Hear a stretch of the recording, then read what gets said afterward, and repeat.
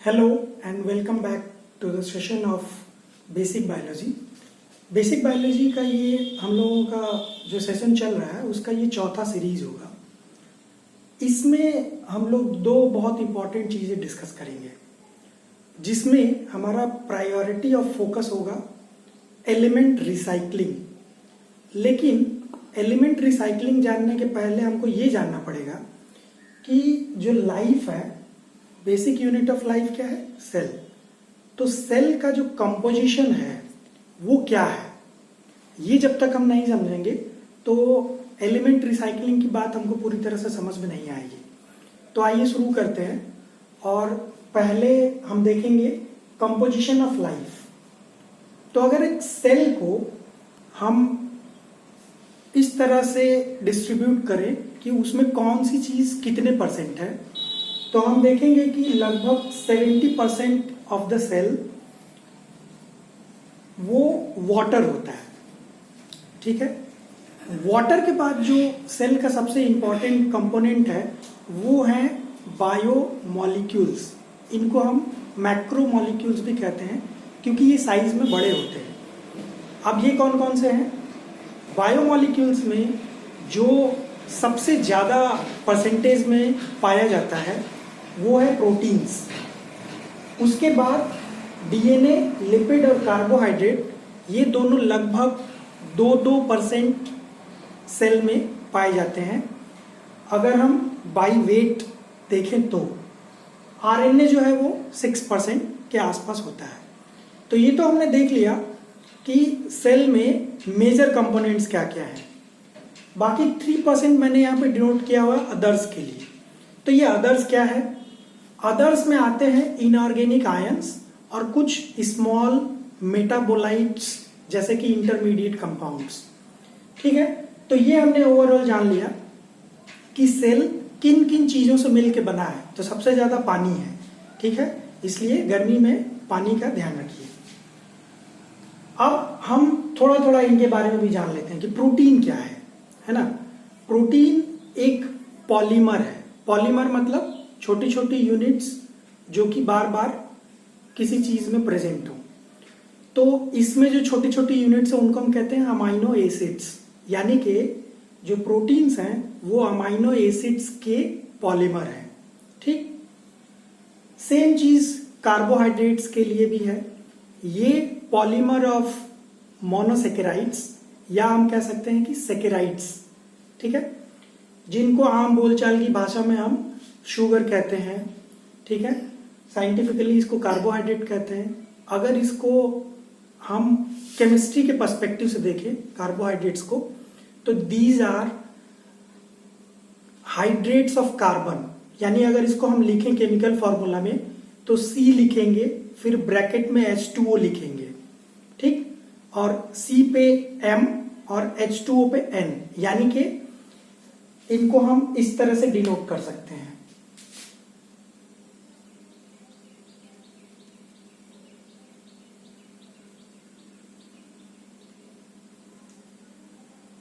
With some exceptions.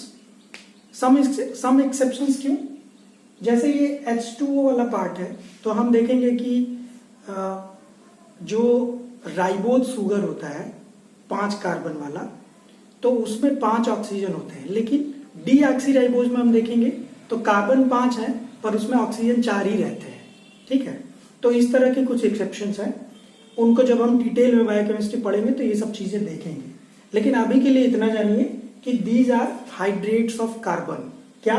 Carbohydrates. और इनका जो सबसे कैरेक्टरिस्टिक फंक्शनल ग्रुप होता है, it will be either keto group और एल्डो ग्रुप।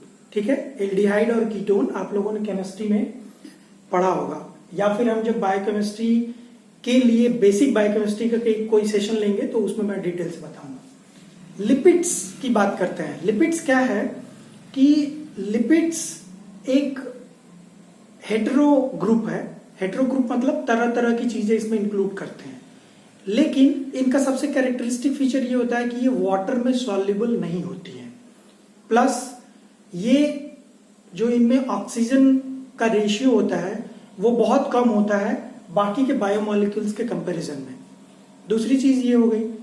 अब इनमें इसका एग्जाम्पल क्या है, फैट हो गया, ऑयल हो गया, ठीक है, वैक्सेस हो गए, तो ये सारी चीजें हैं। अगर और अच्छे से कहें तो फैटी एसिड्स, ट्राइग्लिसराइड्स, स्टेरॉइड्स जैसे कि कोलेस्ट्रॉल एक्सेट्रा।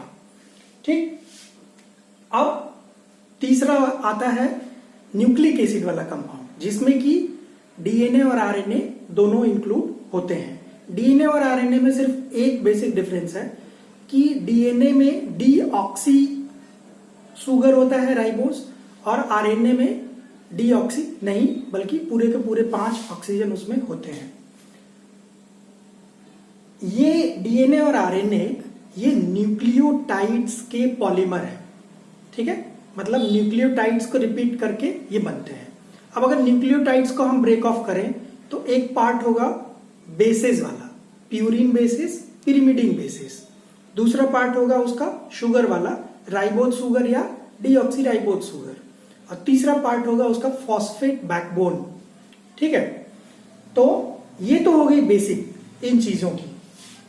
अब अगर इसको ये हमने मैक्रो लेवल पे पढ़ा है ना, अब इसको हम अगर एलिमेंट लेवल पे देखें तो पीरियोडिक टेबल में आप लोगों को पता होगा, अभी अगर लेटेस्ट बात करें तो लगभग 116 to 118 एलिमेंट्स पीरियोडिक टेबल में हैं।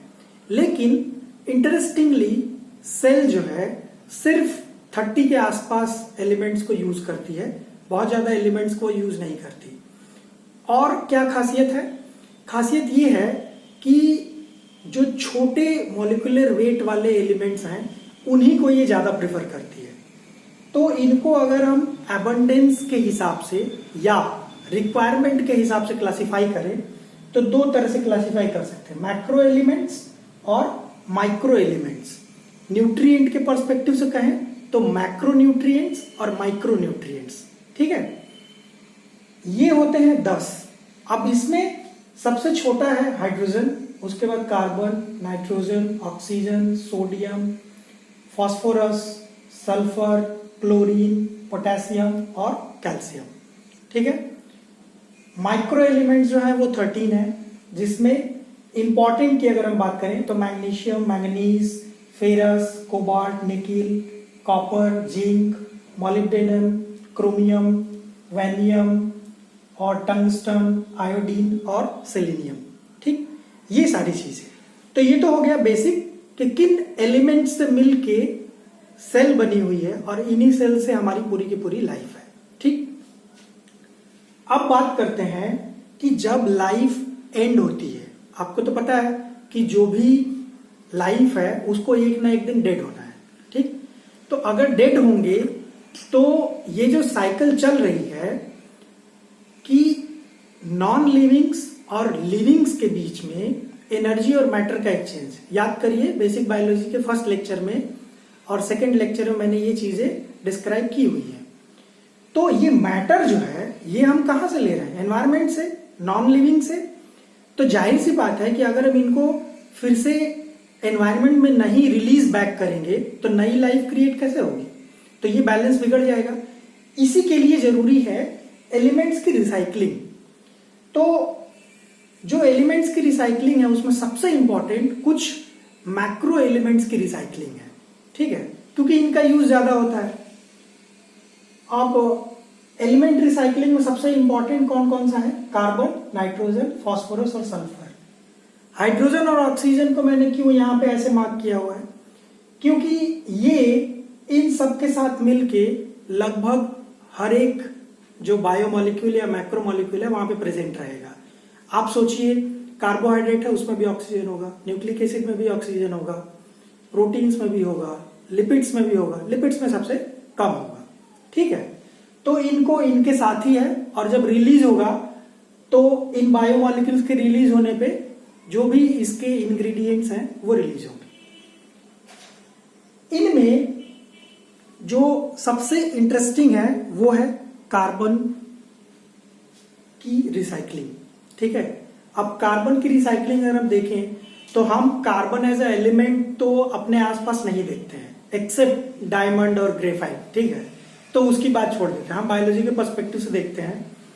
तो अगर हम कार्बन रिसाइकलिंग की बात करेंगे तो वहां पे मेजर फोकस होगा कार्बन डाइऑक्साइड के रिसाइकलिंग से, ठीक है। आजकल ग्लोबल वार्मिंग का जो इश्यू चल रहा है that is due to increasing amount of CO2, ठीक है। अब कोई भी साइकिल पढ़नी हो आपको, ठीक है, उसका जो मेन फॉर्म है उसको सेंटर में रखिए और देखिए कि कहां से वो चीज बन रही है और कहां पे वो चीज खर्च हो रही है, साइकिल कंप्लीट हो जाएगी। CO2 के केस में हम देखते हैं कि कहां पे ये चीज बन रही है। तो प्लांट्स हैं, एनिमल्स हैं, ये रेस्पिरेशन जब करेंगे, रेस्पिरेशन हम लोग मेटाबॉलिज्म में पढ़ेंगे, ठीक है। रेस्पिरेशन जब करेंगे तो CO2 रिलीज होगी। कोई भी जो फॉसिल फ्यूल है, ठीक है, या किसी भी चीज में जिसमें कार्बन है, अगर उसको हम बर्न करते हैं, जैसे लकड़ी बर्न करते हैं, पेट्रोलियम बर्न करते हैं, तो CO2 रिलीज होगी। अब ये रेस्पिरेशन कर रहे हैं तब भी CO2 रिलीज हो रही है। जब ये मर जाएंगे डेड एनिमल्स, तो यहां पे रोल आता है माइक्रोब्स का, ठीक है। जो भी ऑर्गेनिक चीजें हैं, डेड एनिमल्स, प्लांट्स और कोई भी लाइफ फॉर्म में, उसको माइक्रोब्स दो तरह से चेंज कर सकते हैं। उस कार्बन को ऑक्सीडाइज कर सकते हैं, तो ऑक्सीडाइज करेंगे तो CO2 बन जाएगा, या उसको रिड्यूस कर सकते हैं। रिड्यूस करना मतलब हाइड्रोजन को ऐड करना इन लेमैन टर्म्स, ठीक है, और ऑक्सीडाइज करना मतलब ऑक्सीजन ऐड करना इन लेमैन टर्म्स।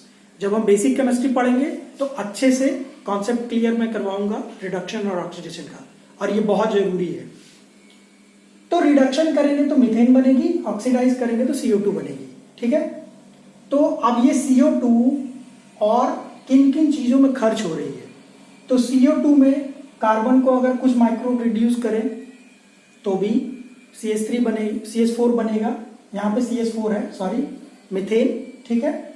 या ये ओशियन में जाके डिसॉल्व हो सकती है तो ये बनेगा कार्बोनिक, ये बनेगा कार्बोनिक एसिड जिसमें HCO3 कार्बोनेट आयन और H+ प्रोटॉन, ठीक है।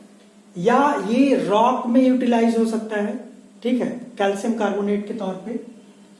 तीसरी चीज, ये अंडर हाई प्रेशर ये क्या हो सकता है, ये जाके जमीन के नीचे हाइड्रोकार्बन के तौर पे स्टोर हो सकता है, जिसको हम फॉसिल फ्यूल्स भी कहते हैं, जैसे कि कोयला, पेट्रोलियम एक्सेट्रा, ठीक है।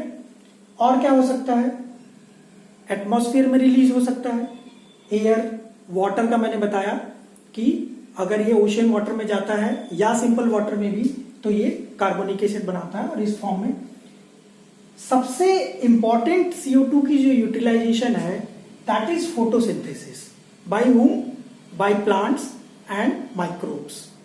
तो ये हो गई CO2 की साइकिल कि कहां पे खर्च हो रहा है, कहां पे बन रहा है। दूसरा सबसे इंपॉर्टेंट है नाइट्रोजन का साइकिल। अब नाइट्रोजन, जैसे मैंने कहा कि कार्बन को हम एब्सोल्यूट फॉर्म में नहीं देख सकते, CO2 वो एक एबंडेंट फॉर्म है, वैसे ही नाइट्रोजन के लिए नाइट्रोजन गैस ये एक एबंडेंट फॉर्म है। लगभग 76% हमारे एटमॉस्फेयर में नाइट्रोजन है, और हम रेस्पिरेशन करते हैं तो भी ऑक्सीजन से ज्यादा हम नाइट्रोजन ही लेते हैं। यह अलग बात है कि ये बहुत ही लेस रिएक्टिव गैस है और किसी चीज से रिएक्ट नहीं करती है जल्दी। अब बात यह है कि जितने भी बायोमॉलिक्यूल्स हैं, ठीक है, अगर हम लिपिड को छोड़ दें, इवन लिपिड में भी कुछ लिपिड्स ऐसी हैं जिसमें नाइट्रोजन होता है एज ए एलिमेंट, तो सभी बायोमॉलिक्यूल्स में कमोबेश नाइट्रोजन की जरूरत पड़ती है। सबसे इंपॉर्टेंट जरूरत कहां पड़ती है, प्रोटीन्स में सबसे ज्यादा, और दूसरी न्यूक्लिक एसिड में, ठीक है। तो दिक्कत ये आती है कि इस एटमॉस्फेरिक नाइट्रोजन को 99% जो लिविंग सिस्टम है वो उसको डायरेक्टली यूटिलाइज नहीं कर सकता, ठीक है। हम लोगों को नाइट्रोजन की रिक्वायरमेंट कैसे पूरी होती है, जो भी हम खाना खाते हैं, चाहे वो वेज हो या नॉन वेज हो, ठीक, यानी कि जो ओरिजिन है, मेन ओरिजिन, वो क्या है, प्लांट्स। तो अगर हम ये समझ लें कि प्लांट्स नाइट्रोजन को कैसे यूटिलाइज करते हैं तो ये चीजें समझ में आ जाएंगी। अब नाइट्रोजन गैस है, इसको कुछ माइक्रोब्स क्या करते हैं, कन्वर्ट करते हैं अमोनिया में, ठीक है। अब इस अमोनिया में कन्वर्जन को हम कहते हैं नाइट्रोजन फिक्सेशन। क्यों? क्योंकि ये जो अमोनिया है ना, इसको प्लांट्स यूटिलाइज कर सकते हैं, ठीक है। लेकिन प्लांट्स अमोनिया से भी ज्यादा प्रेफर करते हैं नाइट्रेट आयंस को, NO3- को। क्यों? क्योंकि इसकी अबंडेंस सॉइल में अवेलेबल ज्यादा रहती है और इसकी कम रहती है। क्यों? क्योंकि ये NH4+ के फॉर्म में जब आता है तो ज्यादातर और चीजों के साथ रिएक्ट करके चिलेट आउट हो जाता है, मतलब ये अवेलेबल नहीं रहता। तो ये दोनों फॉर्म्स प्लांट को अवेलेबल रहते हैं। इनको कन्वर्ट कौन करता है गैसियस से अमोनिया में? नाइट्रोजन फिक्सेशन के थ्रू। अब नाइट्रोजन फिक्सेशन करने वाले माइक्रोब्स भी दो तरह के, एक तो सिम्बियोटिक और दूसरे फ्री लिविंग। सिम्बियोटिक में क्या है? जैसे राइजोबियम, ठीक है, राइजोबियम लेग्यूमिनोसेरम हम लोग पढ़े हैं, ब्रैडीराइजोबियम। अगर फ्री लिविंग की हम बात करें तो जैसे एजोबैक्टर है, ठीक है, ये एक फ्री लिविंग बैक्टीरिया है जो नाइट्रोजन फिक्सेशन करता है। कुछ साइनोबैक्टीरिया भी हैं जो नाइट्रोजन फिक्सेशन करते हैं। तो बन गया अमोनिया। अब ये अमोनिया NO3- में कैसे कन्वर्ट होगा? तो ये अमोनिया पहले NO2- में कन्वर्ट होगा और फिर NO3- में। तो हम क्या देख रहे हैं, यहाँ पे अमोनिया का ऑक्सीडेशन हो रहा है, राइट। और हर एक स्टेप में मैंने यहाँ पे M डिनोट किया है, यानी माइक्रोब्स का रोल है। यहाँ पे कौन सा माइक्रोब इसको कन्वर्ट करेगा? इसको कन्वर्ट करेगा नाइट्रोसोमोनास। इसको कन्वर्ट करेगा नाइट्रोसोमोनास और इसको कन्वर्ट करेगा नाइट्रोबैक्टर। NO2- को नाइट्रोबैक्टर NO3 में कन्वर्ट करेगा और NH3 को NO2 में कन्वर्ट करेगा नाइट्रोसोमोनास, ठीक। ये हमने माइक्रोब का एग्जांपल देख लिया। अब ये जो NO3 है, अब ये पूरी की पूरी साइकिल है, राइट। तो प्लांट्स या एनिमल्स जब डेड होंगे, ठीक है, तो वो भी अमोनिया प्रोड्यूस करेंगे, प्लस NO3 भी रिलीज कर सकते हैं। तो ये जो सारी चीजें इनको वापस नाइट्रोजन गैस में जो कन्वर्ट करने का काम है वो भी कुछ माइक्रोब्स करते हैं और इनको हम कहते हैं डीनाइट्रीफाइंग बैक्टीरियाज, ठीक है। अब डीनाइट्रीफाइंग बैक्टीरिया में जो सबसे इंपॉर्टेंट ग्रुप है वो है निमोनोकॉकस का, ठीक है।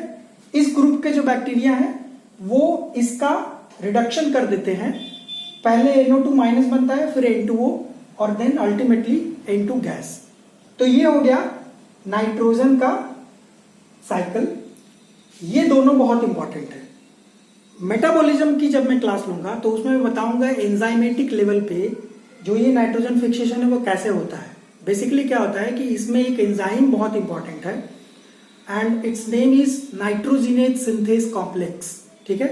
ये बहुत सारी प्रोटीन का एक कॉम्प्लेक्स होता है जो N2 को NH3 में कन्वर्ट करता है, ठीक है। अच्छा, उसका अगर फॉर्मूला हम लिखें तो N2 + 3H2 = 2NH3, ठीक है। इस फॉर्म में ये कन्वर्ट होता है और ये जो नाइट्रोजनेज सिंथेस कॉम्प्लेक्स है वो ऑक्सीजन की एब्सेंस में ही ज्यादातर एक्टिव होता है।